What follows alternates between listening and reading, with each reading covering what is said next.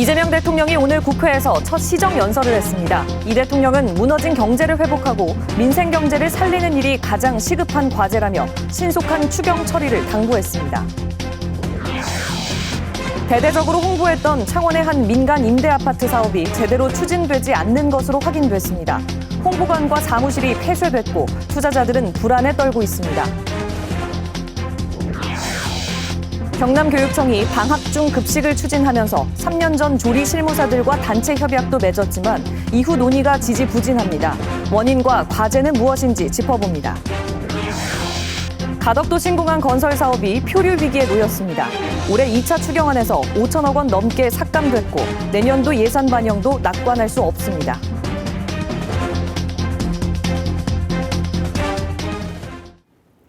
여러분 안녕하십니까? 7시 뉴스입니다.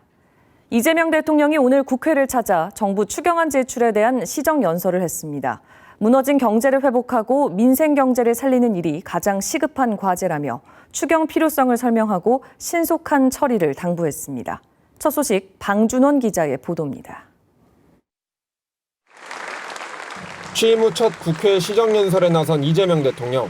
경제 상황이 어렵다며 신속한 추경 편성과 속도감 있는 집행을 위한 국회의 협조를 당부했습니다. 인수위원회도 없이 출범한 정부가 시급하게 추가 경정 예산안을 편성한 이유는 우리 경제가 처한 상황이 그만큼 절박하기 때문입니다. 이 대통령은 지금은 경제가 다시 뛸 수 있도록 정부가 나서야 한다며 경제 위기에 정부가 손 놓고 긴축만을 고집하는 건 무책임한 방관이라고 말했습니다. 이 대통령은 13조 원 규모의 민생회복 소비 쿠폰 편성 등 추경안 세부 항목별로 필요성을 설명했습니다. 소비 쿠폰은 세금을 내시는 분을 포함해서 전 국민에게 보편 지급하되 취약계층과 인구 소멸 지역은 더 두터운 맞춤형 지원으로 침체된 건설 경기를 살리기 위해 예산을 편성하고 대한민국 성장 동력을 되살리기 위한 AI와 신재생 에너지 관련 투자 확대도 포함됐다고 밝혔습니다. 이 대통령은 소상공인과 자영업자, 취약계층을 위해선 특단의 대책이 필요하다고 강조했습니다. 취약차주 113만 명에 대한 장기 연체채권 소각과 성실상환 소상공인에 대한 이자 추가 감면 등은 이런 상황을 반영했다는 설명입니다. 또 이번 추경안에 세입 경정이 반영된 건 세수 결손 문제 등을 고려한 조치라며 새 정부는 투명하고 책임 있는 재정 정책을 펼치고 이미 편성된 예산도 필요한 사업만 적재적소에 집행하겠다고 밝혔습니다. 그러면서 경제와 민생을 살리는 데 여야가 따로 있을 수 없다며 추경안 처리를 위한 국회 협조를 당부했습니다. KBS 뉴스 방준원입니다. 이재명 대통령의 추경안 시정 연설을 놓고 여야는 엇갈린 반응을 내놨습니다. 민주당은 대통령의 현실 인식에 뜻을 같이 한다며 조속한 처리를 약속했고 국민의힘은 포퓰리즘 선언이라고 혹평했습니다. 계속해서 최유경 기자입니다. 이재명 대통령의 취임 후 첫 시정연설.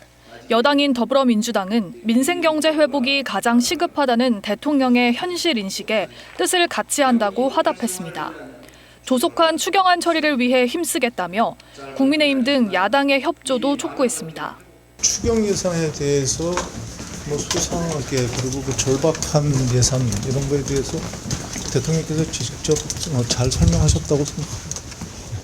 반면 국민의힘은 이 대통령이 오늘 포퓰리즘 시작을 공식 선언했다고 비판했습니다. 전 국민 대상 소비 쿠폰 등 현금성 지원을 문제 삼으며 방향과 방식이 잘못된 추경엔 동의할 수 없다고 했습니다. 극소수 야당인 우리 국민의힘의 목소리에 경청해 주시고 귀 기울여 주시기를 다시 한번 당부드립니다. 여야는 상임위원장 배분 문제를 놓고도 아직 합의점을 찾지 못하고 있습니다. 국민의힘은 현재 여당 몫인 법제사법위원장과 예산결산위원장 자리를 야당에 넘겨야 한다고 주장하는 반면 민주당은 더 이상 협상의 여지는 없다는 입장입니다. 늦어도 내일은 본회의를 열어 2차 추경안 심사를 맡을 예결위원장을 선출해야 한다며 국회의장을 재차 찾아갔습니다. 이런 가운데 민주당은 윤석열 정부에서 거부권이 행사된 법안 가운데 민생경제 입법을 우선 추진하겠다고 밝혔습니다. 상법 개정안과 양곡관리법 개정안 등 농업사법, 노란봉투법으로 불리는 노동조합법 2, 3조 등이 대상이 될 전망입니다. KBS 뉴스 최혜경입니다. 김민석 국무총리 후보자 인사청문회는 여야의 신경전 끝에 결국 파행으로 끝났습니다. 자료 제출과 재산 의혹 등을 두고 공방만 이어가면서 맹탕 청문회가 됐다는 지적입니다. 현예슬 기자가 보도합니다. 김민석 후보자의 자료 제출 여부를 놓고 공방을 거듭한 청문회. 여야의 신경전 끝에 회의가 정해된 뒤 서로에게 책임을 돌렸습니다. 국민의힘은 김 후보자 채무와 증여세 자료 제출을 거듭 촉구했고, 저희가 보이콧하는 게 아닙니다. 끝까지 인내심을 갖고 제대로 된 자료가 들어올 때까지 기다릴 것입니다. 민주당 의원들은 국민의힘의 허위 의혹 제기라며 사과를 요구했습니다. 집에 쟁여놓은 돈다발이라는 식으로 허위 사실을 유포하고 있습니다. 주진우 의원은 공개 사과를 반드시 하고요. 여야 대치 속에 청문회는 결국 재개되지 못했고 자정 넘어 자동 산회했습니다. 원하는 자료를 다 제공하기로 했는데도 야당 의원님들이 청문회 참석을 안 하신 상태로 일단 마무리가 된 것에 대해서 굉장히 아쉽게 생각을 합니다. 앞서 여야는 후보자의 재산 의혹과 자료 제출 여부를 두고 거세게 충돌했습니다. 소위 말하는 8억 원에 대해서 지금 제대로 소명된 것이 뭐가 있습니까? 줄 수 있는 자료는 다 줬고 현금이니까 어떤 자료를 소명하는 겁니까 도대체? 김 후보자는 악의적인 프레임을 씌우려 한다고 반박했습니다. 장롱에 쌓아놓은 것처럼 어떤 분들은 제2의 논두렁시계라고 표현할 수 있는 것을 프레임을 만들어서 계속 지적하시고, 이틀에 걸친 청문회가 파행으로 끝나면서 인사청문 보고서 채택은 사실상 어려워진 상태입니다. 민주당은 국민의힘이 합의하지 않더라도 다음 달 4일 이전 본회의를 열어 김민석 총리 후보자 임명 동의안 표결을 진행한다는 방침입니다. KBS 뉴스 현예슬입니다. 어제 이재명 대통령이 호남을 찾아 현안을 청취했다는 소식 전해드렸죠. 하지만 지역 정가에서는 단체장들의 준비가 부족해 기회를 활용하지 못했다는 평가가 나옵니다. 경남을 찾을 가능성도 높은데 단순한 토목사업 건의, 민원 나열에 그쳐서는 안 된다는 지적입니다. 김정대 기자입니다. 군공항 이전과 신재생 에너지, 인공지능 산업 등 광주 전남 주요 현안에 대한 대화가 오간 이재명 대통령과의 공개 회의. 그러나 기대와 달리 광주시와 전남도가 뚜렷한 비전을 제시하지 못하고 오히려 대통령이 체근하는 모습이 이어졌습니다. AI와 모빌리티가 결합된 직주락 산단입니다. 그러니까 거기를 어떻게 해주면 돼요? 정부에서 그냥 광주 잘하고 있는데 그냥 지켜보면 됩니까? 이 대통령은 강기정과 김영록 두 단체장이 내놓은 지역 발전 정책에 너무 낙관적이다, 추상적이라며 구체적으로 정부가 무엇을 지원해야 할지 되묻기도 했습니다.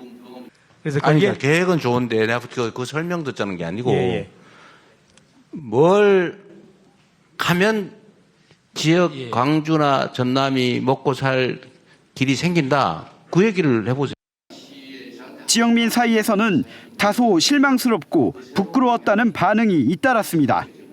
행사에 참석했던 한 인사는 SNS에 대통령은 뭔가 해주겠다는데 지자체는 준비가 덜 된 느낌이어서 답답했다는 후기를 올리기도 했고, 다른 시민들도 다 차려놓은 밥상에 숟가락도 못 올렸다, 반성해야 한다 등 아쉬움을 드러냈습니다. 다만 한편에서는 다각적인 검토를 거쳐 정교하게 만들어야 할 정책 방안을 즉석에서 답하라는 건 무리수라는 의견도 나왔습니다. 이런 정책 의제들이 진지하게 논의될 수 있는 구조는 아니었다. 호남을 존중한다는 이미지만 갖고 싶었는가? 뭐 이런 좀 의구심까지 들었던 타운홀 미팅이었다고 생각하고요. 일하는 정부를 내세우며 실용주의를 강조하는 이재명 정부에서 호남 챙기기라는 명분에 기대기보다는 분명하고 현실성 있는 정책 설계가 필요하다는 과제를 남긴 셈입니다. KBS 뉴스 김정대입니다. 이재명 대통령이 신임 헌법재판소장 후보자로 김상환 전 대법관을 지명했다고 강훈식 대통령 비서실장이 오늘 밝혔습니다. 또 헌법재판관 후보자로는 오영준 서울고법 부장판사가 지명됐습니다. 이 대통령은 국세청장 후보자에 임광현 민주당 의원을 지명하는 등 차관급 6명의 인사도 단행했습니다. 1년 전 창원에서 대대적으로 홍보됐던 민간 임대 아파트 기억하십니까? 취재진이 확인했더니 홍보관과 사무실은 폐쇄됐고 시행사 측도 연락이 두절됐습니다. 수천만 원씩 투자금을 냈던 200여 명의 피해자들은 불안에 떨고 있습니다. 보도에 최진석 기자입니다. 한 시행사가 마산 구도심에 지상 48층 규모로 민간 임대 아파트를 짓겠다고 나선 건 2년 전. 당시 유명 여배우를 내세워 대대적으로 광고를 하며 투자자를 모았습니다. 출자금 6천만 원만 내면 10년 동안 전세 임차인 자격으로 살 수 있게 해준 뒤 우선 매입권을 주겠다는 것. 아니, 법인이 토지를 다 확보해서 시공사를 선정해서 공사를 하는 일반 분양 아파트와 똑같습니다.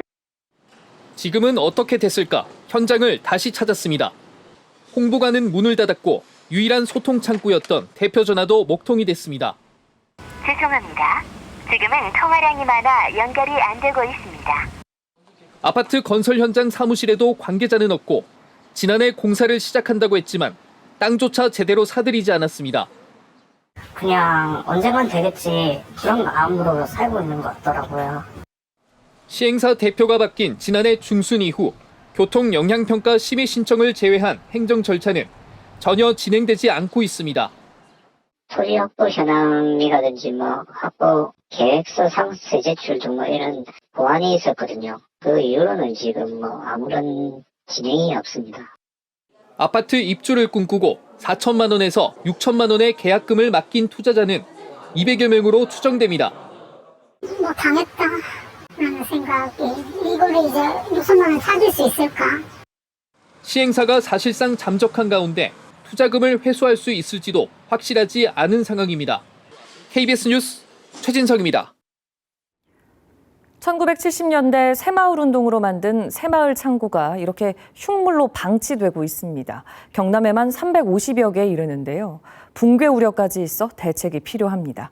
조미령 기자의 보도입니다. 1979년 지은 것으로 추정되는 새마을 창고입니다. 깨진 슬레이트를 얹은 지붕을 썩은 나무 기둥들이 위태롭게 받치고 있습니다.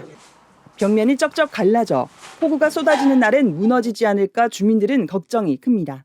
보시다시피 금도 가고 쓰레도 날아가고 비를 계속 맞아가지고 옆에서 충격이 조금만 가하면은 언제 어느 시에 어떻게 무너질지 장담을 못합니다. 새마을 창고는 1970년대 새마을 운동 당시 곡식을 보관하기 위해 전국 마을마다 지어졌습니다. 마을회가 관리해야 하는 사유지인데 주민들이 고령화되면서 흉물로 방치되고 있습니다. 연세 드신 분들이 다 80대, 70 후반되는 그런 분들이 다 농사를 짓고 그러니까 이게 자체 돈으로는 어떻게 할 수가 없어서. 이런 새마을 창고는 경남에만 350여 개. 주민들은 철거를 원하지만 자치단체 도움을 받을 길은 없습니다. 이 새마을 창고는 사유지로 분류되어 있었기 때문에 정부나 지자체의 어떤 관리나 지원을 못 받고 있는 실정이었습니다. 경상남도는 노후 새마을 창고의 정비 방안과 지원 근거를 마련하기 위해 다음 달 본회의에서 관련 조례를 심의할 예정입니다. KBS 뉴스 조미령입니다. 거제 군부대 이전 사업 속보입니다. 사업비가 200억 원 넘게 부풀려지고 거제시가 무단으로 서류를 폐기했다는 의혹에도 거제시의회에 제대로 된 감시는 없었습니다. 최근 행정사무감사마저 형식적이었다는 비판이 나옵니다. 박기원 기자입니다. 지난해 열린 거제시의회 경제관광위원회. 거제시가 군부대 이전 사업을 추진하면서 민간 사업자에게 수백억 원의 특혜를 줄 수 있는 조항을 의회 몰래 넣은 사실이 경남도 감사 결과 적발된 이후 열렸습니다. 거제시가 시의회 동의도 없이 위법하게 사업을 추진했지만 의회는 왜 특혜 조항을 넣었는지도 감사 지적 사항을 어떻게 이행할 것인지도 검증하지 않은 채 거제시 요구 안건을 통과시켰습니다. 토지 비용이 이제 주변 시세가 떨어졌기 때문에 결국에는 이제 사업하시는 분들한테는 큰 손해는 나지 않았다, 더 이득이 됐다 이렇게 보면 되겠네요. 맞습니다. 예. 거의 차이 나는 면적은 거의 미미하기 때문에. 지난 12일 열린 행정사무감사도 마찬가지. 군부대 이전 사업이 다시 도마에 올랐습니다. 하지만 지난해 경남도 감사 내용을 다시 확인하는 수준에 그쳤습니다. 계약 해지하지 않고 수의계약을 체결한 점, 단초 계약과 달라진 점 이런 부분에 대해서는 법 위반 행위다. 법 위반은 아니고요. 그래서 저희가 아까 사정상 어떤 그런 그게 있었기 때문에 해지를 안 하고.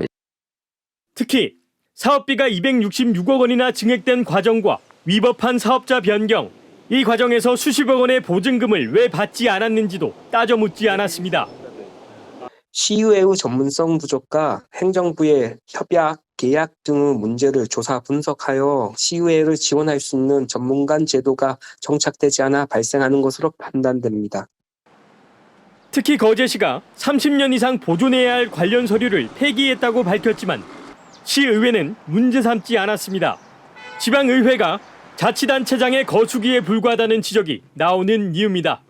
KBS 뉴스 박기원입니다. 방학이 되면 맞벌이 부모들은 아이들 점심 챙기는 게 일입니다. 경남교육청이 방학 중 급식을 추진하면서 조리 실무사들과 단체 협약도 맺었는데요. 하지만 3년이 지나도록 논의가 지지부진합니다. 김소영 기자가 취재했습니다. 초등학생 학부모들이 이용하는 인터넷 카페. 방학이 가까워지면 점심밥 고충이 쏟아집니다. 배달 음식을 일일이 시켜주거나 도시락을 제공한다는 태권도장을 수소문합니다. 특강하고 이제 돌고 이렇게 도시락까지 합니다. 아이가 혼자 케어를 못하니까. 경남교육청은 2022년 단체 협약을 통해 학교 비정규직인 급식 조리사와 조리 실무사를 상시직으로 전환하기로 했습니다. 방학 중 임금을 보장받지 못하는 조리사나 조리 실무사의 생계도 해결하면서 학부모들의 끼니 걱정도 덜겠다는 겁니다. 임금이 다 나오죠. 그러면 방학 때 이제 어떤 일을 할 것인가가 문제가 남았던 거고, 급식을 할 대상이 학생들이 나오면 급식은 하겠다라는 것이 저희들 입장이고. 하지만 3년이 지나도록 논의는 제자리 걸음입니다. 방학 중 급식 일수와 시기 등을 놓고 상시직 전환 대상인 학비노조와의 이견이 접점을 찾지 못하는 겁니다. 조리 실무사 외에 상시직인 영양교사와 공무원 조리사들과 협의도 쉽지 않습니다. 방학 중 중식 제공을 하면 식단은 그러면 누가 짜겠다고 얘기를 해야 되는데 이 업무를 누가 할 건지가 얘기해야 되는데 예산도 문제입니다. 학기 중 급식은 무상급식이지만 방학 중 급식은 수익자 부담입니다. 문제가 되고 있는 부분을 해소하기 위해서는 적지 않은 돈이 들어가야 되는데 저한테 그만한 돈이 없어서 어려움이 있고. 박 교육감은 임기 전에 시범 사업으로라도 방학 중 급식을 시행하겠다고 말했습니다. KBS 뉴스 김소영입니다. 이어서 진주에서 전해드립니다. 하동군의회가 하동군과 두레저단지 민간사업자 간 땅매매 계약 해제 합의에 동의했습니다. 이에 따라 하동군은 민간사업자가 지급한 250억 원 가운데 200억 원을 먼저 반환하고 나머지 50억 원 지급은 민간사업자와 광양만권 경제자유구역청의 소송 결과에 따라 결정합니다. 하동 두레저단지는 3,100억 원을 투자해 골프장과 숙박시설 단지를 조성하는 사업으로 토지 수용 문제로 제동이 걸렸습니다. 한려해상 국립공원사무소가 사천 초양도 일대에 서식하는 국가보호종 상괭이와 멸종위기 야생동물 2급인 붉은발 말똥개를 인공지능 AI로 모니터링하는 체계를 구축했습니다. 이 시스템은 AI CCTV 8대를 이용해 서식지를 24시간 관측하는 것으로 9월까지 시범 운영한 뒤 오는 10월부터 정식 운영됩니다. 진주시가 다음 달부터 오는 8월까지 물놀이 시설 11곳을 무료 운영합니다. 이 가운데 물초울공원과 금오지 수변 테마공원 등 물놀이장 5곳은 예약제로 운영되고 평건옥지대와 초전 물빛공원 등 바닥분수 6곳은 현장 접수로 이용 가능합니다. 거창군이 오는 12월까지 컴퓨터 사용 기초와 스마트폰 활용법 등 디지털 배움터를 운영합니다. 이번 교육은 문서 작성과 인터넷 검색, 번역기나 키오스크 사용 등 실생활과 밀접한 17개 강좌로 진행됩니다. 지금까지 진주에서 전해드렸습니다. 우리나라 최초의 원자력 발전소인 고리 1호기에 대해 원자력안전위원회가 오늘 해체를 승인했습니다.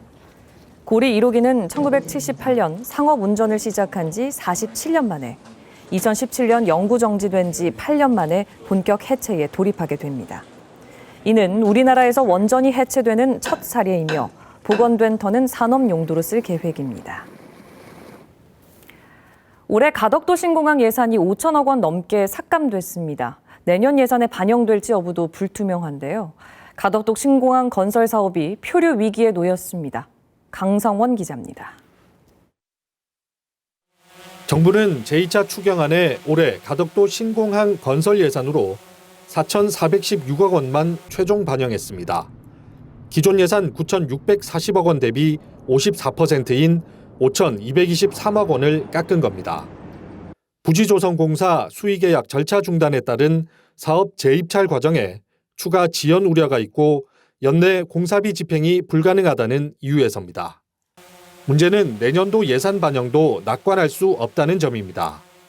기재부가 내년도 예산을 편성해 오는 8월쯤 발표할 예정인데 국토교통부는 현대건설과 수의계약 중단 이후 뚜렷한 후속 절차에 나서지 않고 있기 때문입니다. 실무진들을 독려해서 여러 가지 대안에 대해서 단단한 준비를 하고 있다는 말씀을. 특히 재입찰 과정에서 입찰 조건 변경 등이 이루어질 경우 공기 연장은 물론 공사비 증액으로 이어질 수밖에 없습니다. 이 때문에 국회 여야 의원들은 국토부가 기본 설계 원안대로 조속히 재입찰에 나서고 현대건설에 반드시 책임을 물어야 한다고 촉구했습니다. 현대건설에 대해서는 더더욱더 용납할 수 없고 더더욱더 우리 부산 시민들이 공분할 수밖에 없는 지점이. 현대건설 이거는 어떤 형식으로 제재는 가야 되죠. 국책 사업을 이런 식으로 해가지고 말이죠. 예산 삭감부터 늦어지는 재입찰 그리고 착공 지연까지 거듭된 악재로 인해 가덕도 신공항 건설이 표류할 개연성이 커지고 있습니다. KBS 뉴스 강성원입니다. 지난해 부산에 입항한 미국 항공모함을 드론으로 불법 촬영한 중국인 3명이 적발됐는데요. 이들 중 2명이 구속됐습니다. 특히 한 명에게는 외국인 상대로는 처음 일반 이적죄 혐의가 적용됐습니다. 보도에 이준석 기자입니다. 지난해 6월 한미일 군사훈련을 위해 미국 항공모함 시어도호 루스벨트함이 부산에 입항했습니다. 당시 해군 작정사령부 부산 작전기지 인근 야산에서 드론을 띄워 항공모함을 불법 촬영한 중국인 유학생 3명이 적발됐습니다. 경찰 수사 1년 만에 이들 가운데 2명이 구속됐습니다. 적발 당시 드론에 촬영된 분량은 5분 남짓으로 알려졌지만 경찰 수사 결과 이들은 2023년 3월부터 9차례에 걸쳐 우리나라의 군 기지를 촬영한 것으로 드러났습니다. 지금까지 경찰이 확인한 촬영물은 사진 172장과 동영상 22개입니다. 특히 촬영분 일부는 중국 SNS에 게시돼 전파됐습니다. 오랜 기간 군사 정보를 탐지, 수집하고 전파까지 한 겁니다. 검찰, 국정원, 국군 방첩사령부 등과 공조수사를 벌여온 경찰은 이들 3명에게 군사기지법 위반 혐의를 적용했습니다. 특히 한 명에게는 일반 이적죄 혐의를 적용했습니다. 형법 제99조 일반 이적죄는 대한민국의 군사상 이익을 해하거나 적국의 군사상 이익을 공유한 자에게 적용되는데 무기 또는 3년 이상의 징역에 처하도록 하고 있습니다. 외국인이 일반 이적죄로 구속된 건 이번이 처음입니다. 경찰은 중국인 유학생 신병을 확보한 만큼 사진과 영상이 어디로 흘러갔는지 등 수사를 확대할 방침입니다. KBS 뉴스 이준석입니다. 이어서 간추린 경남 소식입니다. 국내 500대 기업 10곳 가운데 8곳이 수도권에 본사를 둔 것으로 나타났습니다. 기업 데이터 연구소인 CEO 연구소 조사 결과 국내 500대 기업 가운데 77%가 서울과 경기, 인천 등에 본사를 두고 있고 경남에 본사를 둔 기업은 경남은행과 넥센, 두산에너빌리티, 하나오션과 한국항공 우주산업 카이 등 17곳으로 집계됐습니다. 경남의 출생아 수가 10년 만에 증가세를 보였습니다. 통계청에 따르면 지난 4월 경남에서 태어난 아기는 1,100여 명으로 지난해 같은 기간보다 15.3% 늘어 전국에서 두 번째로 높은 증가율을 보였습니다. 같은 기간 사망자 수는 2,100여 명으로 경남의 인구는 900여 명 자연 감소했습니다. 경상남도가 오늘 창원 컨벤션 센터에서 경남 농수산물 수출탑 시상식을 열고 삼양식품 등 60여 개의 업체에 수출탑과 유공자 표창을 전달했습니다. 지난해 경남의 농수산식품 수출액은 1년 전보다 7.9% 늘어난 14억 8천만 달러를 기록했습니다. 소상공인 시장진흥공단 경남본부가 오늘 창원시 성산구 오션타워 5층에 문을 열었습니다. 소상공인 시장진흥공단 경남본부는 성장지원팀과 금융사업팀을 포함한 경남 5개 센터 직원 30여 명이 소상공인 육성과 전통시장 상점 활성화, 정책자금 융자 등 맞춤형 지원 서비스를 제공할 예정입니다. 김해 서부경찰서는 무인 매장에서 상습적으로 금품을 훔친 혐의로 20대 A씨를 구속했습니다. A씨는 지난 15일부터 닷새 동안 아이스크림 판매점 등 지역의 무인 판매점을 돌아다니면서 11차례에 걸쳐 130만 원 상당의 금품을 훔친 혐의를 받고 있습니다. 하천군은 지역의 한 업체 대표가 군청 직원을 사칭하며 물품을 구매하겠다는 사기 전화를 받았지만 군청에 확인해서 피해를 막았다고 밝혔습니다. 합천군은 관공서는 전화나 문자로 물품 등을 구매하지 않는다면서 미리 확인해 줄 것을 당부했습니다. 지금까지 간추린 경남 소식이었습니다. 서울 아파트값 상승폭이 더 커지고 있습니다. 지금이 아니면 앞으로 사기 힘들 거라는 불안 심리가 전방위적으로 퍼진 탓입니다. 매수자와 매도자 모두 혼란에 빠진 모습입니다. 이세준 기자가 취재했습니다. 이 30대 직장인은 예적금 만기에 맞춰 올여름 아파트를 살 계획이었습니다. 하지만 최근 급등한 가격이 변수. 확실히 이전보다는 호가가 좀 더 올라와 있는 상태긴 하더라고요. 지금 사는 게 제일 쌀 텐데 그럼 지금 사야 되나? 계속 고민을 엄청 하고 있어요. 그렇다고 매수를 포기하자니 더 오를까 걱정이고 다음 달부터 달라지는 대출 규제를 생각하면 아예 기회가 사라질까도 두렵습니다. 대출이 좀 많이 안 나올 거다라고 하면 이제 가슴이 철렁하는 거죠. 대출까지 막히는데 집값이 오르면 어떻게 집을 사야 되지? 지난주 서울 아파트 집값은 2018년 9월 이후 최고치를 기록했는데 최근 2달 동안 그야말로 폭등세입니다. 규제 지역인 강남 3구가 7년 5개월 만에 가장 큰 폭으로 오른 가운데 또 다른 한강벨트인 마포와 성동, 광진은 역대 최고치를 갈아치웠습니다. 이렇다 보니 집을 팔려는 사람도 주저하고 있습니다. 5년 전 수도권 아파트를 구입한 이 남성은 월급의 40%를 대출 이자로 내는 상황을 버티다 못해 올해 초 집을 내놨습니다. 그간 문의조차 없었는데 이달 들어 갑자기 매수 문의가 이어지자 다시 고민이 시작됐습니다. 부동산에서 연락이 집 보러 올 수 있냐는 전화가 좀 자주 오니까 오를 수도 있다는 전망으로 좀 바뀐 것 같아서 올해까지는 좀 버텨볼까라는 생각도 있어요. 실제로 계약 도중 취소되는 건수가 늘고 있습니다.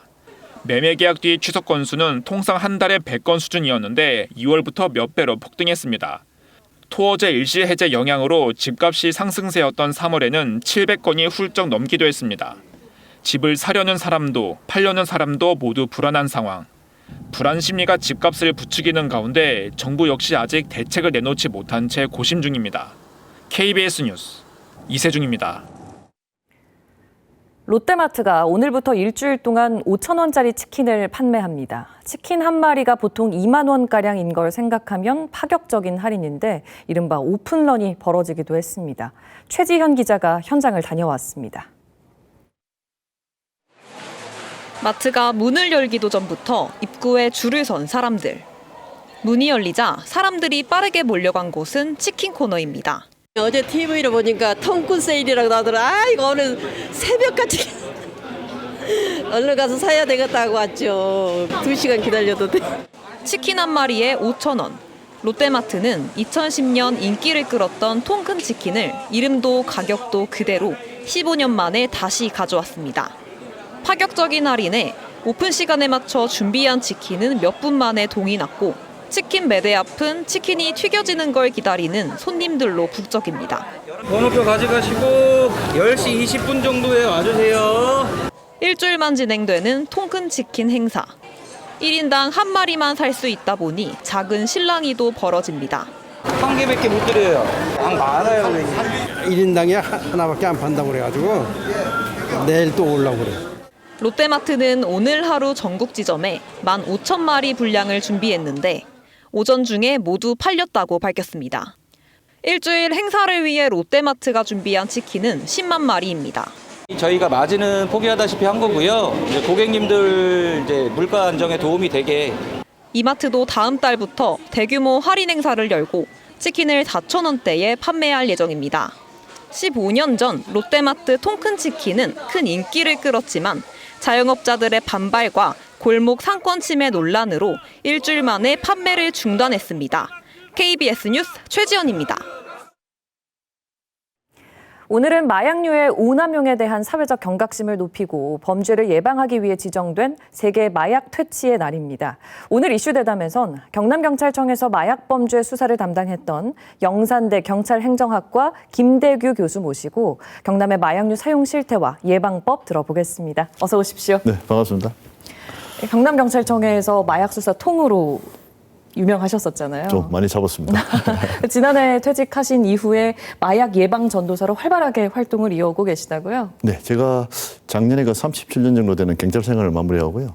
현재 이제 벌써 1년 4개월 정도 지났습니다.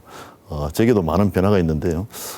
지금 현재는 영산대학교 경찰행정학과와 대학원에 마약범죄 중독 심리학과라는 거기서 학생들을 대상으로요. 마약범죄에 대해서 지금 강의를 하고 있고요. 또 한편으로는 제가 창원에 한국마약예방교육연구소라는 연구소를 차려서 어떻게 하면 좀 효율적인 교육 방법에 대해 연구를 하고 있는 상황이고요. 지금 현재는 또 한국마약퇴치운동본부 경남지부에 예방 강사 및 재활 강사로 소속되어서 현재 예방 활동을 열심히 하고 있습니다. 와, 현직에 계실 때보다 더 바쁜 시간을 보내고 계신 것 같네요. 좀 열심히 하고 있는 편입니다. 최근에 경남 지역 마약 관련 범죄가 증가하는 추세라고요? 어떻습니까? 작년에 경남 지역에서 검거된 마약 사범들이 한 1,460명 정도 되는데요. 이게 정부에서 이게 통계로 나온 이 수치에 이게 다라고 생각하면 큰 위험이 따릅니다. 현재 일부 전문가들 이야기가 마약 범죄가 대표적인 암수 범죄입니다. 암수 범죄면은 숨어 있는 범죄. 예를 들어 마약 사범들이 마약을 투약한 상태에서 이렇게 자기 자신을 노출시키지는 않거든요.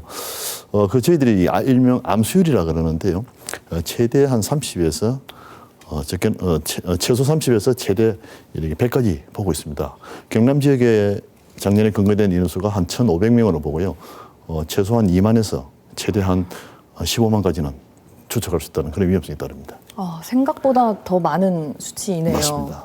최근에 식약처가 5년간 하수처리장을 역학조사를 했더니 전국의 하수처리장에서 불법 마약류 성분이 검출됐다고 하더라고요. 네, 이건 맞습니다. 구체적으로 어떤 이야기를 담고 있는 건가요? 먼저 하수 역학조사에 대해서 마셔야 되는데요. 식약처에서 매년 조사를 합니다. 경남 전체를 보더라도 전국 평균을 항상 웃돌고 있다는 그런 결과가 나오는데요. 제가 봐서는 경남 지역 중에서도 특히 진주 지역에 많았던 이유가 지금 현재 우리나라에서 제일 많이 남용되는 마약류가 필로폰입니다. 네. 일명 히로폰으로 알려진 메타암페타민이거든요.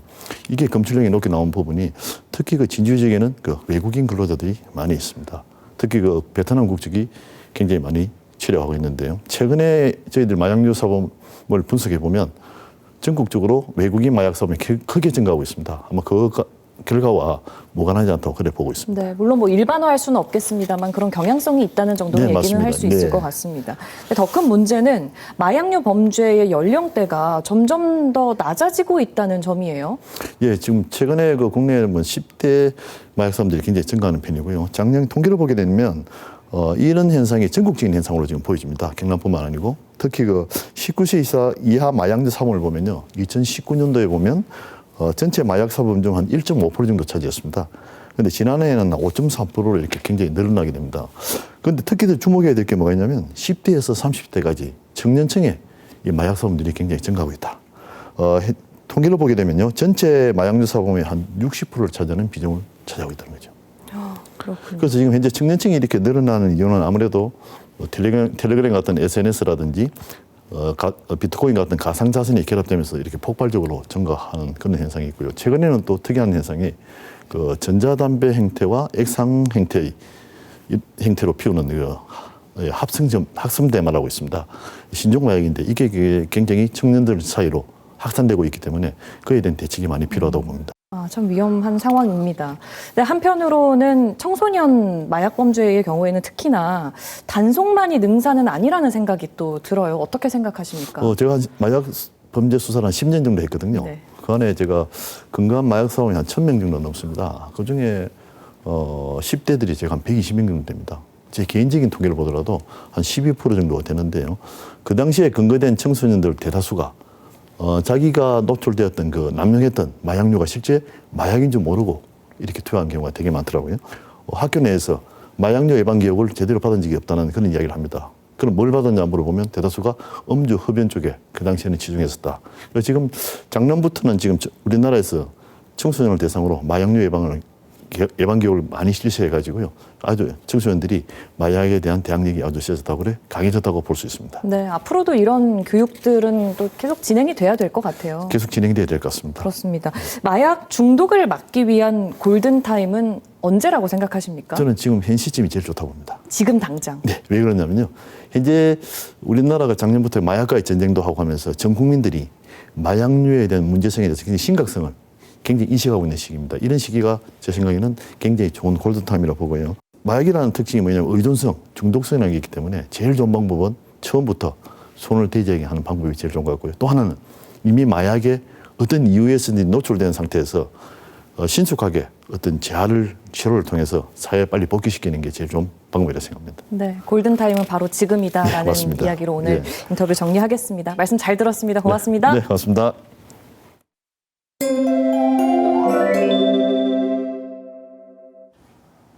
다시 하늘 표정이 맑아지면서 30도 이상의 무더위가 찾아왔습니다. 내일 창원의 낮 최고 기온은 30도로 오늘만큼 덥겠고 일요일에는 32도까지 오르겠는데요. 경남은 내일까지 장마가 소강 상태를 보이며 구름만 가끔 지나겠고요. 토요일에는 정체전선이 서해상에 위치해 오후에 장맛비가 내리겠습니다. 한편 내일도 자외선 지수가 높음에서 매우 높은 단계 예상됩니다. 오존 농도도 짙겠으니 유의하셔야겠습니다. 내일 아침 창원이 21도, 함안이 20도로 오늘과 비슷하겠고요. 한낮에는 창원이 30도, 밀양이 33도로 예년보다 1에서 5도가량 높겠습니다.